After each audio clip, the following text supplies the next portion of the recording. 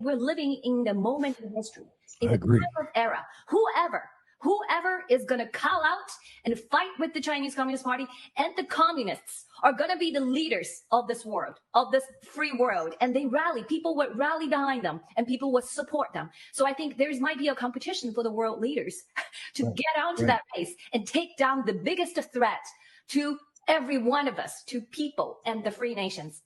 Ava, I agree 100% with you. I think we're in historic times.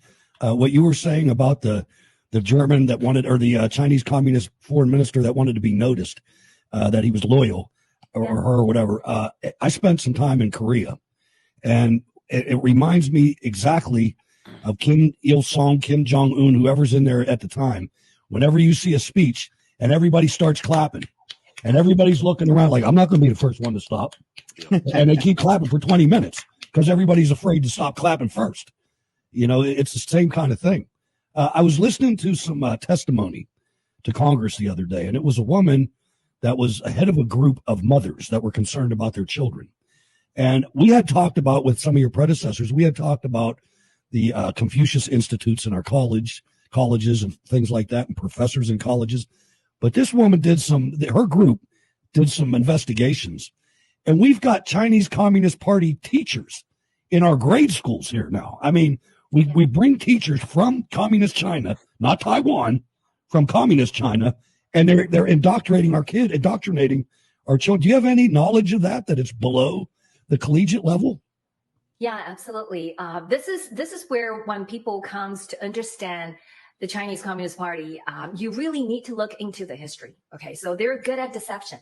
They're good at a disguise, but they're unfortunate. A lot of your influential and powerful people in your society back then, let's go back to 50 years, they actually say, oh, they're not communists. They look vastly different than those, the October Revolution and Soviet Union. They're just cultural, lovely, freedom-loving people. So everything they basically pushed away and under the cultural difference. Okay, we don't understand, they're rich culture, but that's absurd. Okay, this has nothing to do with culture. You would not say that to basically Stalin. You would not confuse political versus culture.